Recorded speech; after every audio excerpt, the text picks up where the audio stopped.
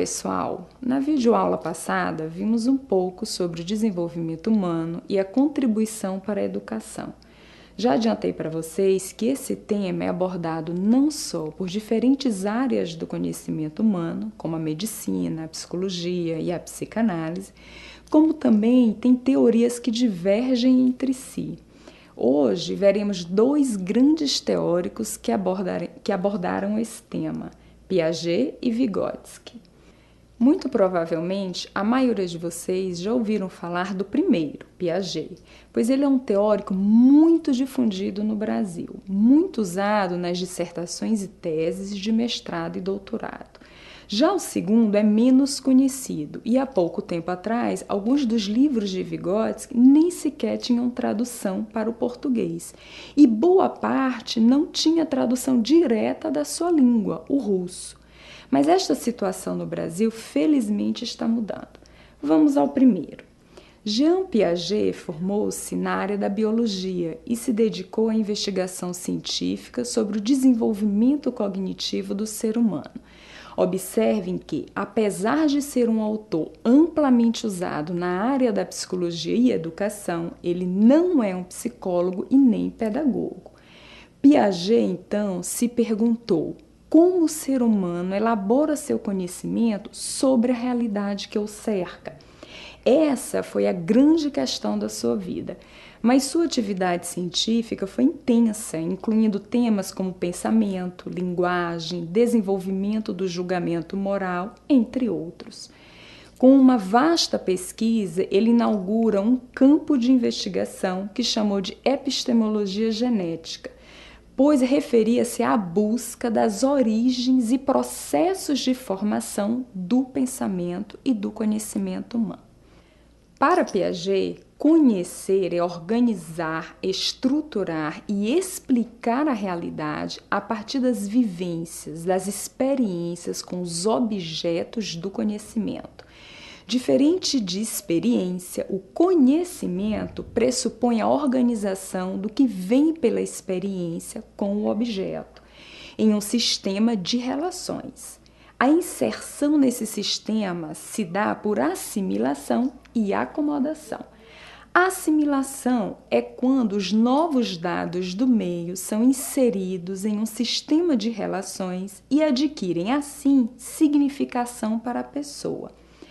Já na acomodação, esse sistema de relações com ideias e conceitos que a pessoa já possuía e que foi justamente o que ajudou a compreender um novo dado, o dado que for assimilado, pois bem, esse sistema será modificado com a entrada desse novo dado.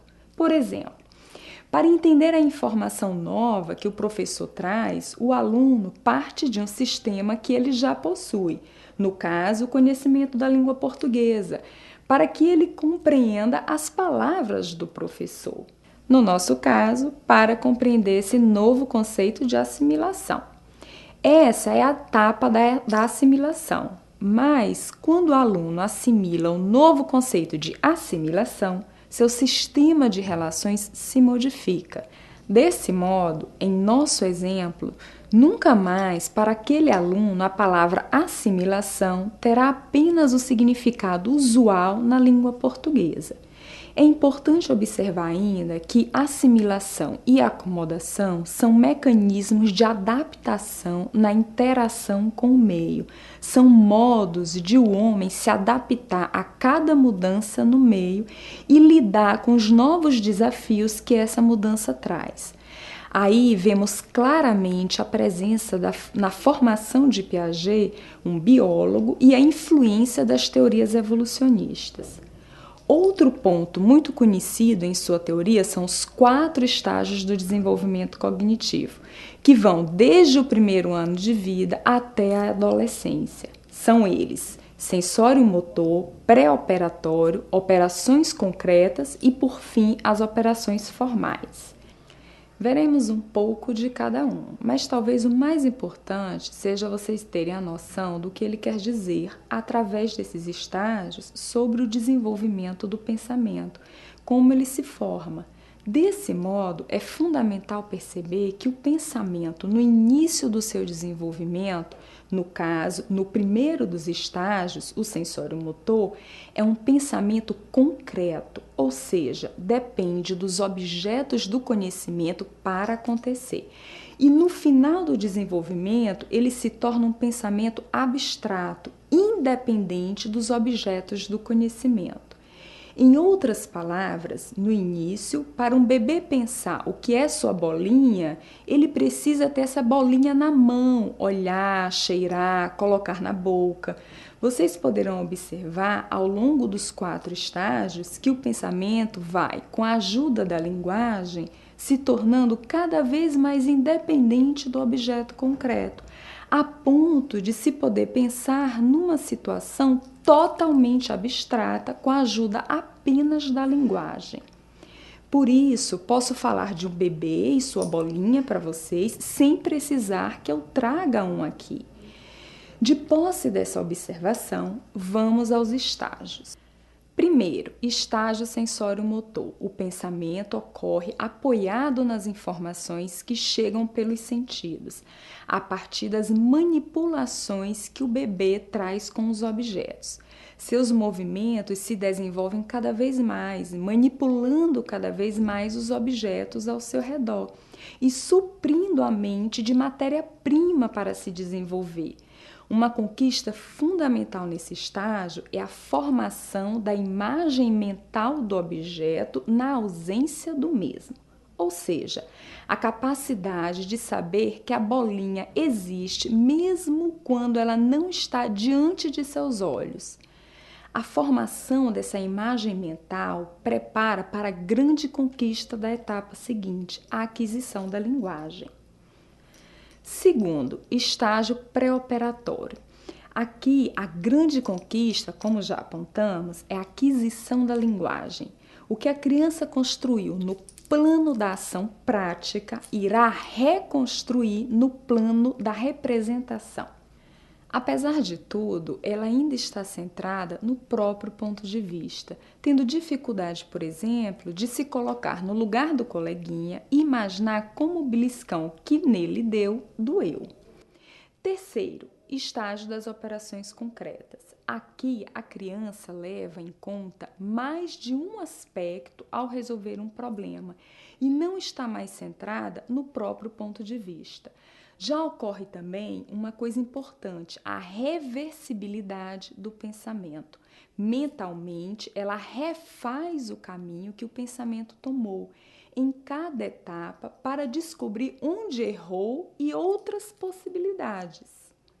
Quarto estágio das operações formais. Aqui, o pensamento está totalmente abstrato. Ele reflete situações hipotéticas de maneira lógica e apoiado apenas nas palavras. Só aqui compreende bem noções abstratas, como ética, e só aqui é capaz de pensar o próprio pensamento. Por isso, somente nesse estágio pode compreender melhor algumas áreas como a filosofia e as artes. E é nessa etapa que começará a elencar os princípios morais que guiarão sua vida. Assim, se em Piaget a criança aprende o que está pronta, madura para aprender, em Vygotsky ela deve aprender o que estaria quase pronta para aprender. É o que veremos agora.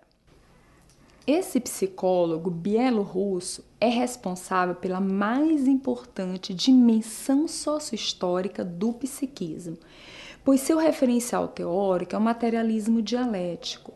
Para ele, o que é especificamente humano origina-se da vida em sociedade, das relações sociais, os modos de perceber o mundo, sentir, explicar, atuar no mundo.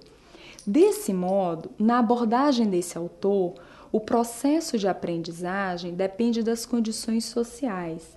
Para ele, é o processo de aprendizagem que impulsiona o desenvolvimento da criança, sua maturação, inclusive a orgânica. Não só isso, o processo de aprendizagem impulsiona a maturação da criança e, inclusive, modifica os mecanismos biológicos da espécie. A zona de desenvolvimento real e a zona de desenvolvimento proximal são dois conceitos pelos quais ele explica isso, e também dois conceitos que muito contribuem para a área da educação. A zona de desenvolvimento real diz respeito ao que a criança já é capaz de fazer e aprender. Ela já está madura para fazer ou aprender aquilo. Portanto, seria uma zona voltada para o passado. Já a zona de desenvolvimento proximal diz respeito aos modos de agir e pensar que ainda estão em elaboração na criança. Coisas que sozinha ela ainda não faria, mas que com a ajuda de um outro ela consegue.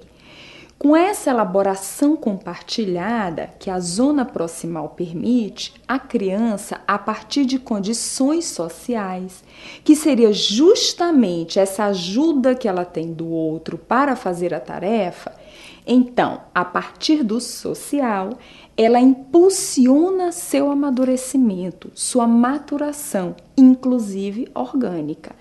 É, desse modo, uma zona voltada para o futuro.